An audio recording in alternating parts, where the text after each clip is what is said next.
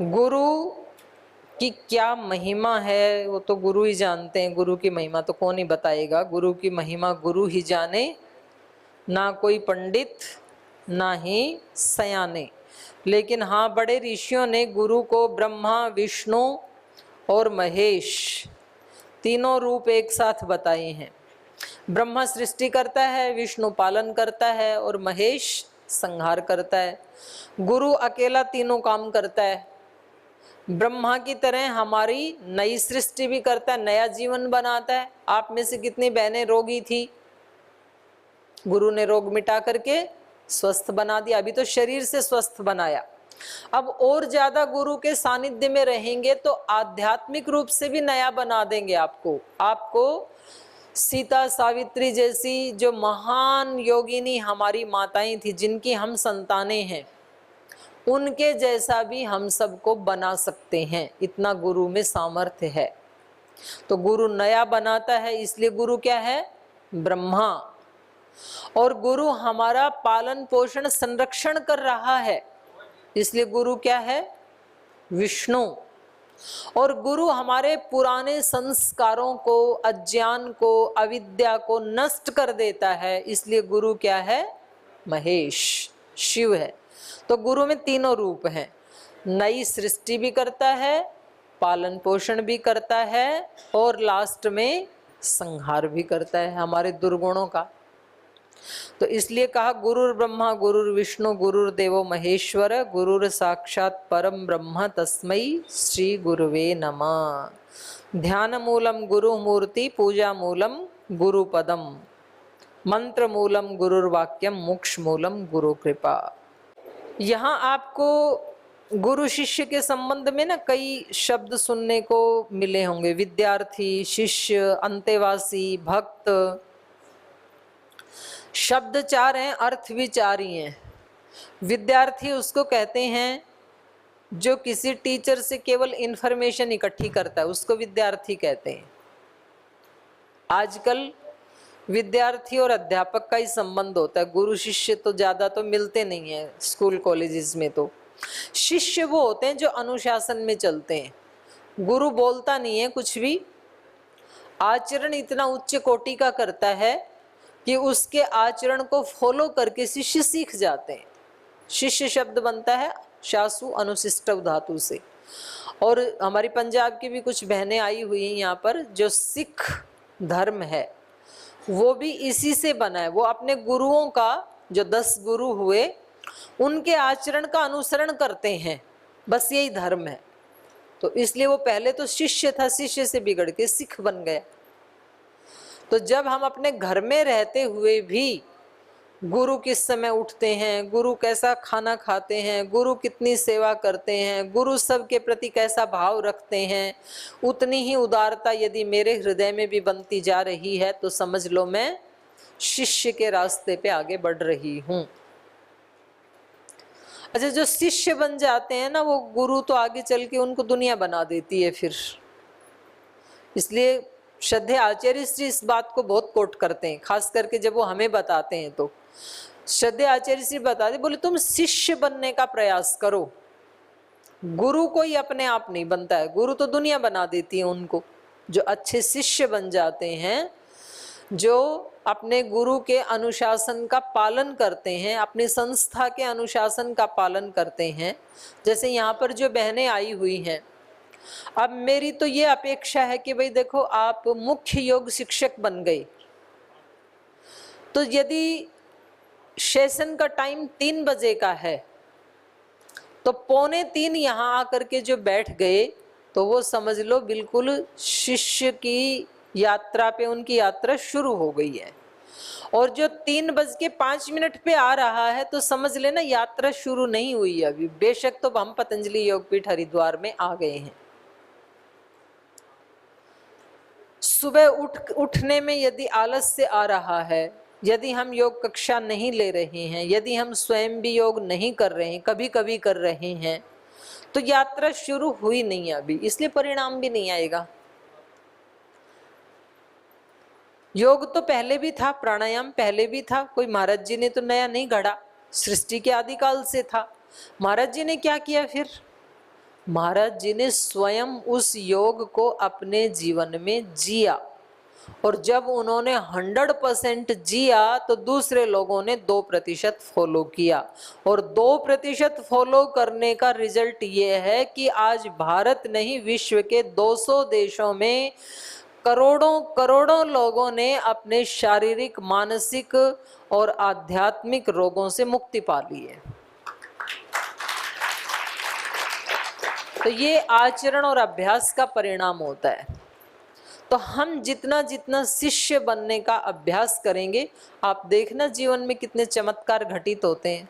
और ये संसार तो सर आंखों पे उठाने के लिए तैयार बैठा है।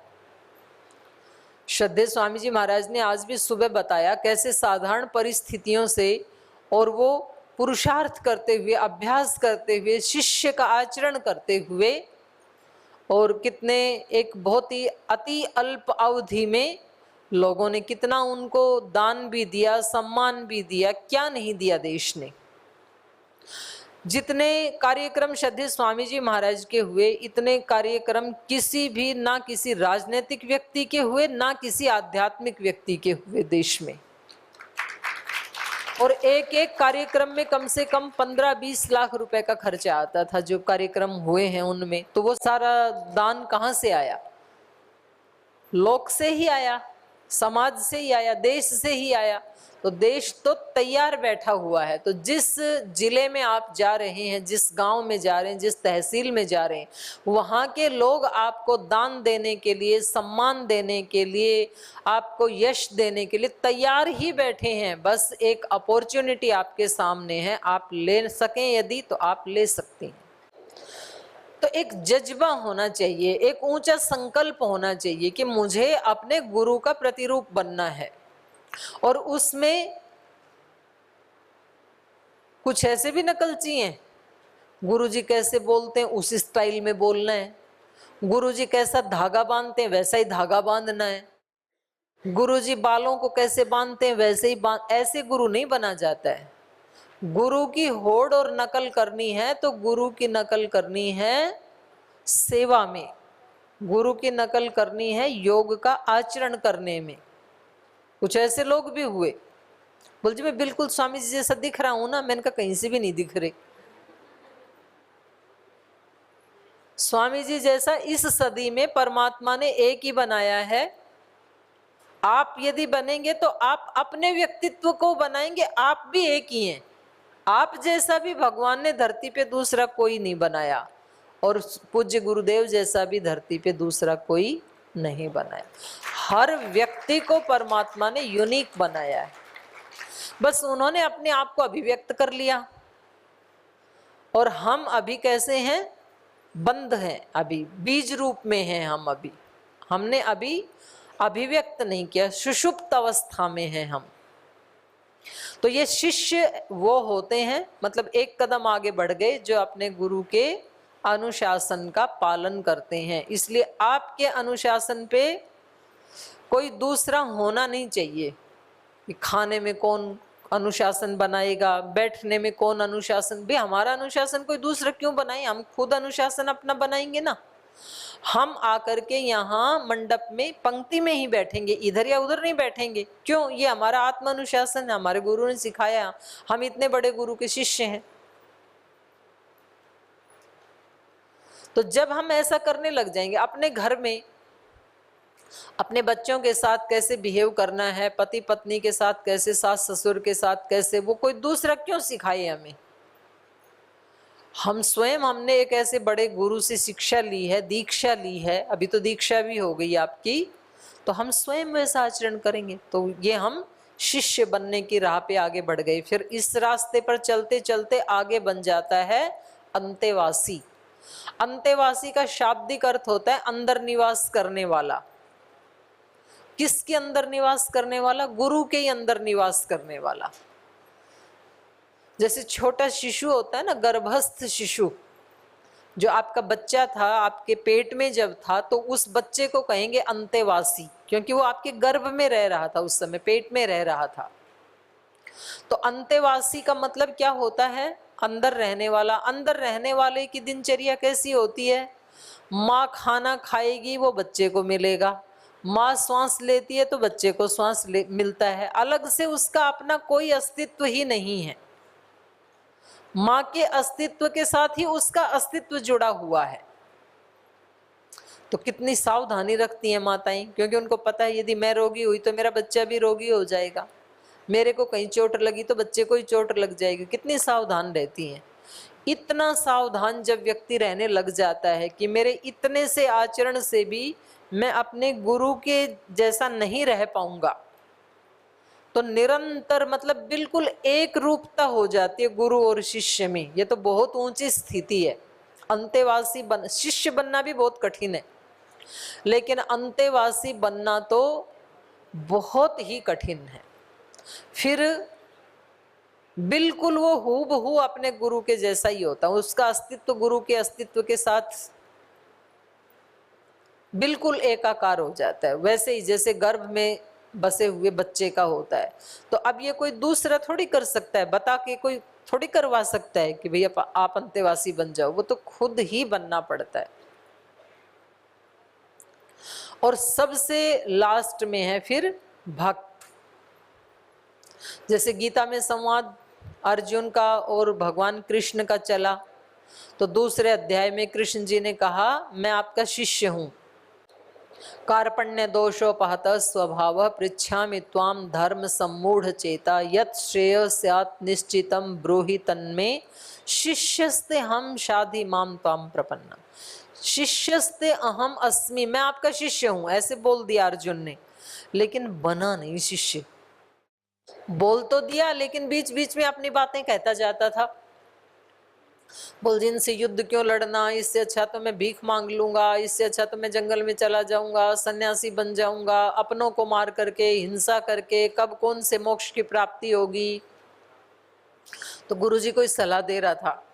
तो हमारी भी ऐसी स्थिति होती है, हाँ जी गुरुजी मैं आपकी बहुत अच्छी शिष्या हूँ, और फिर जी यहाँ थोड़ी सी चाय और मिल जाती तो अच्छी बात थी, दिव्य पेय की जगह यहाँ थोड़ी सी ये व्यवस्था और हो जाती तो और अच्छा था। मतलब हम अपनी बात भी कहते, सजेशंस भी देते रहते हैं गुरुजी को और शिष्य भी बोलते रहते हैं। ऐसी हालत अर्जुन की थी, और उसको बिल्कुल ये विश्वास नहीं था कि ये मेरे गुरुजी मेरे से कुछ ज्यादा जानते हैं। तो थोड़ा सम्मान तो था,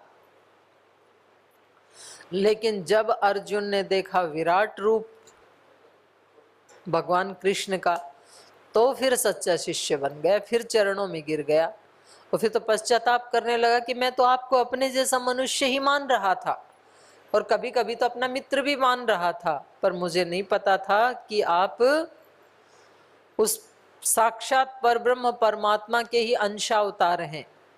ऐसी स्थिति हमारी भी है अभी। हम भी यही सोचते हैं कि हमारे पूज्य गुरुदेव ठीक है, एक बहुत अच्छे महायोगी हैं, एक ऋषि हैं, और हमारे साथ माता पिता गुरु की तरह प्रीति करते हैं, बस इतना ही पता है हमें, क्योंकि हमारी सामर्थ्य भी उतनी है भाई, उससे ज्यादा हम कैसे जाने। लेकिन जैसे जैसे योग में आप आगे बढ़ेंगे तो वैसे वैसे स्पष्ट होते जाएंगे रूप। तो ऐसे अर्जुन और कृष्ण का संवाद चलते चलते चलते फिर जाकर के 16वें 17वें 18वें अध्याय में उन्होंने पूर्ण समर्पण कर दिया। फिर तो उन्होंने कह दिया जो आप कहेंगे वैसा मैं करूंगा, करिष्ये वचनम तव।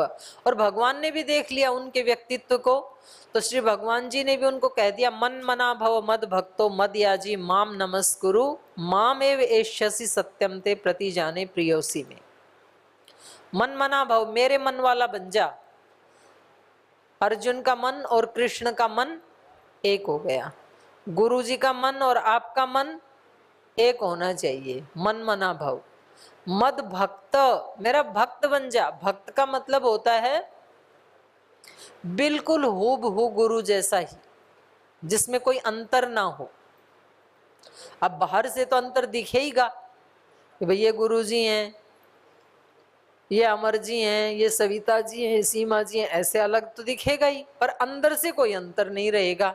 एक ऐसी स्थिति है, तो उसमें कहा जाएगा कि ये गुरु के भक्त बन गए। शिष्य के गुण क्या हैं?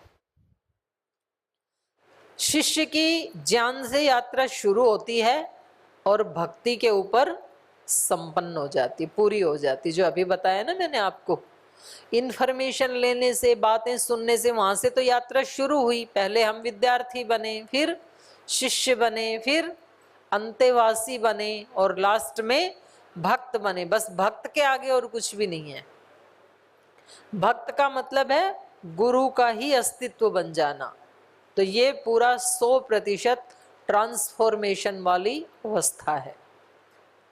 जैसे पानी से भाप बन गया, तो भाप भी पानी ही है, लेकिन एक अलग तरह का पानी है वो। ये जो नीचे पानी भरा हुआ ऐसा वाला पानी नहीं है। तो बाहर से रंग रूप आपका ऐसा ही रहेगा, लेकिन अंदर से सब कुछ बदल चुका होगा जब हम भक्त बन जाएंगे। तो यहाँ पर 10 गुण बताए हैं: विवेक, वैराग्य, आत्मनिग्रह, निष्काम सेवा, तत्व चिंतन, समर्पण और अध्यवसाय। अध्यवसाय मतलब निश्चय, अर्थात सत्य को पाने का दृढ़ निश्चय।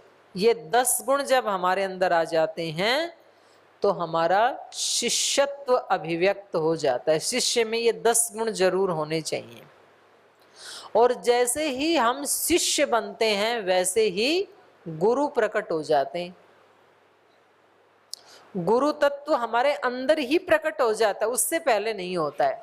हमारे अंदर विवेक नहीं है, वैराग्य नहीं है, आत्मनिग्रह नहीं है, हम अपनी निष्काम सेवा नहीं करते, सकाम करते हैं, तत्व का चिंतन नहीं करते हैं, समर्पण नहीं करते हैं, दृढ़ निश्चय नहीं है, तो हम शिष्य नहीं बन सकते।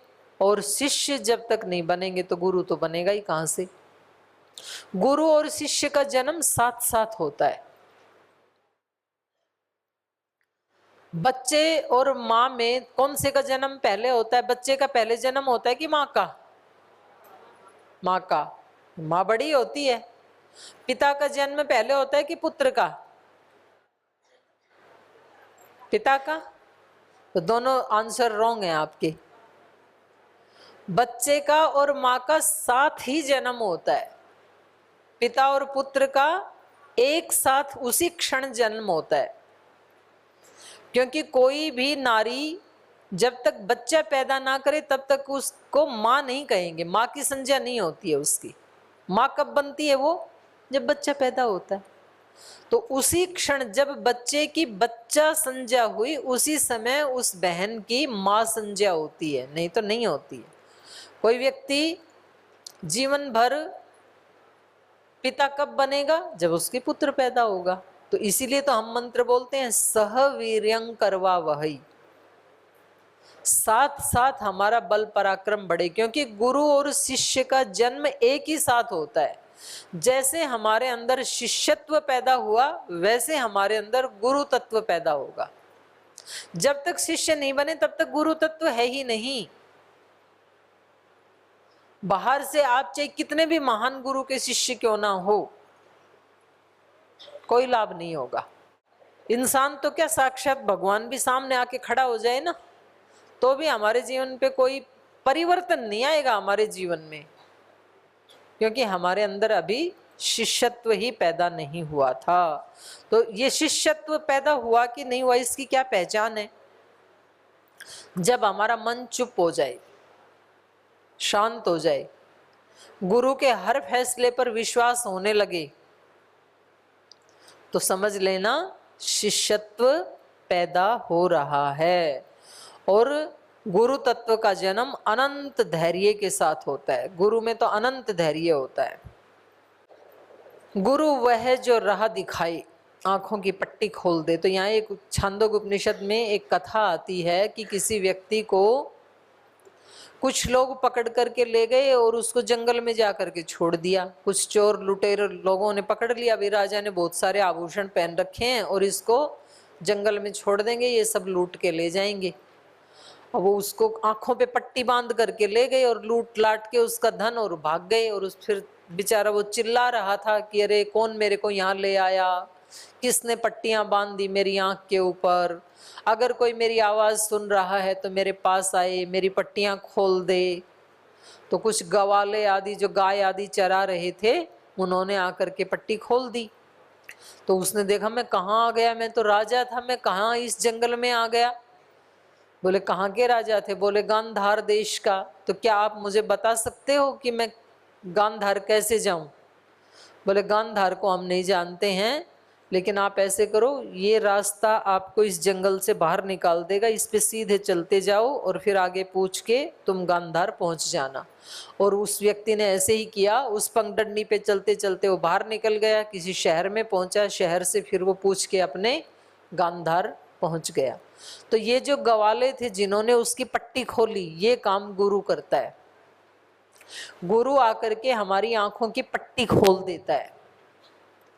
जिस परिवार के लिए, जिस शरीर के लिए आप रात दिन इतना कार्य कर रहे हैं कि आपको ना राष्ट्र जलता हुआ दिखाई दे रहा है, ना मानवता तड़फती हुई दिखाई दे रही है, ना आपको अपने आजू बाजू में दुखी लोग दिखाई दे रहे हैं, ना आपको अनंत दान करने वाले लोग दिखाई दे रहे हैं, ना आपको ये इतनी परम पावनी ऋषियों की परंपरा दिखाई दे रही है कि उन्होंने कैसे अपने सारे सुखों का त्याग करके और हमारी खुशियों के लिए अपना पूरा पूरा जीवन अर्पित कर दिया। ये सब जब नहीं दिखते हैं तो समझ लो हमारी आंखों पे पट्टी बंधी हुई है। और जब हम किसी गुरु के पास जाते हैं और वो हमें बताते हैं, देखो आप एक आत्मा हो, आप किसी भी प्रांत में, मजहब में, धर्म में कहीं भी पैदा हुए हो, सबके पास मनुष्य का शरीर है, आप सब मनुष्य हो शरीर की दृष्टि से, और चेतन तत्व की दृष्टि से आप सब आत्मा हो। और थोड़े थोड़े वर्ष का रोल है सबका अपना अपना। कबीरा नौबत आपनी दिन 10 लेऊं बजाए, यह पुर पट्टन यह गली बहुई न देखूं आए। कबीरदास जी कहते हैं ये 10 दिन की नौबत है, बाजा है, ये अपनी बजा लो।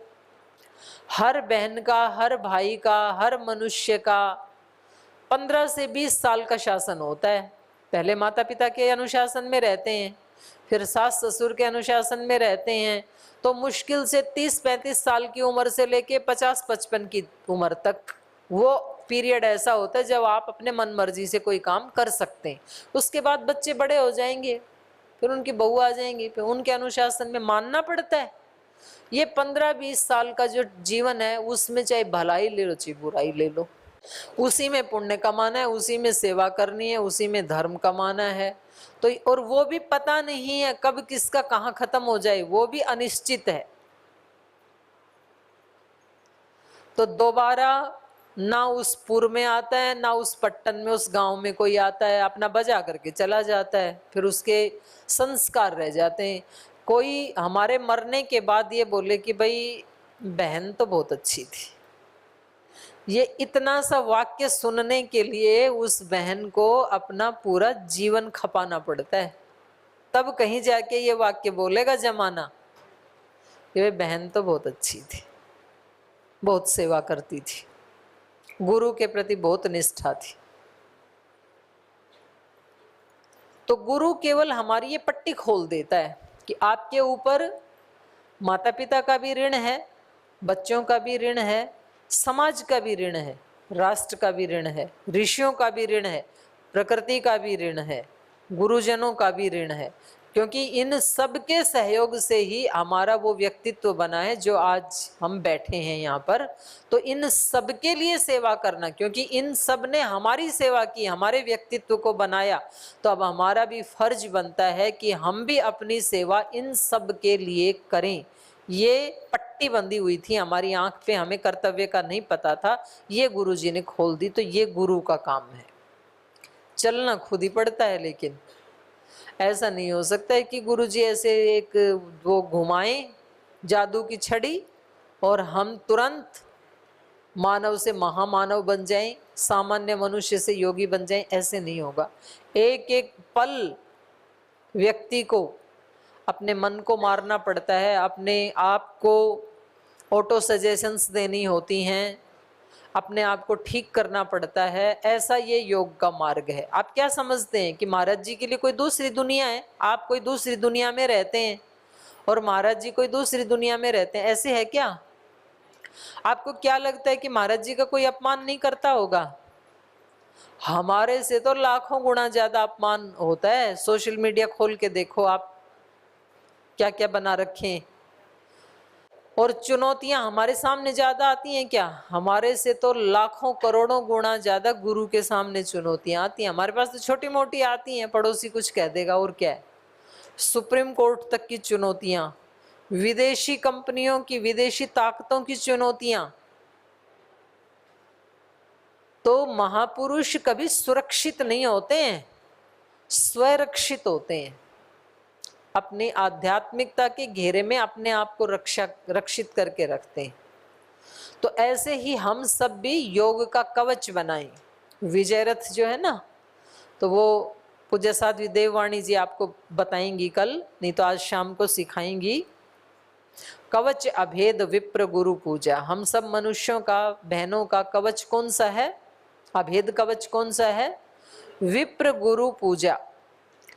जो विप्र जन है, जिनको सूझबूझ है, जिन्होंने अपने जीवन में कुछ जाना है, वो बेशक स्कूल ना गए हों, बेशक अनपढ़ हों, वो हमारे अड़ोस पड़ोस में मिल जाएंगे, हमारे माता पिता के रूप में मिल जाएंगे, सास ससुर के रूप में मिल जाएंगे, और भी कोई ऐसे समाज में वरिष्ठ व्यक्ति मिल जाएंगे, वो सब विप्र की श्रेणी में आते हैं। और गुरु, उनकी पूजा करना, उनसे आशीर्वाद लेना, ये इतनी बड़ी संपत्ति है कि ये हमारी अत्यंत मुसीबत के समय रक्षा करती है। गुरु की पूजा, गुरु की सेवा। जैसे हम सब का बैंक बैलेंस होता है और फिर हम उसमें से खर्चते गए और हमें पता ही नहीं हमने कितने रुपए निकाल लिए बैंक में से, और एक दिन ऐसे हुआ कि बिल्कुल पैसे खाली हो गए। तो बैंक क्या करता है? फिर एक मैसेज भेजता है कि आपको कुछ डिपॉजिट करना पड़ेगा, आपका खाता खाली हो चुका है। लेकिन वहां तो बैंक मैसेज भेज देगा आपके मोबाइल पे, लेकिन जीवन का खाता खाली हो गया, कोई मैसेज कहीं से नहीं आएगा। जब आप बहुत स्ट्रेस में हैं, जब आप बहुत बेचैन हैं, परेशान हैं, आपका किसी भी काम में मन नहीं लग रहा है, आपको किसी के ऊपर भी विश्वास नहीं हो रहा है, आपके सारे काम उल्टे सीधे ही हो रहे हैं, तो समझ लेना जीवन के बैंक का खाता खाली हो चुका है। तो अब इसमें डिपॉजिट करना पड़ेगा, भरना पड़ेगा। क्या भरें? सेवा से भरता है वो, पुण्यों से भरता है। कुछ पुण्य करने पड़ेंगे, कुछ निस्वार्थ सेवा करनी पड़ेगी आपको, कुछ दान करना पड़ेगा, तो फिर आप प्रसन्न रहने लगेंगे। दूसरों की सेवा करना शुरू कर दो, आप प्रसन्न होने शुरू हो जाओगे, क्योंकि बैंक में बैलेंस आ गया। दूसरों का भला सोचना शुरू कर दो। आप बेशक दुखी हैं, लेकिन दूसरे का भला कैसे हो ये सोचना शुरू करो, आप ठीक हो जाओगे।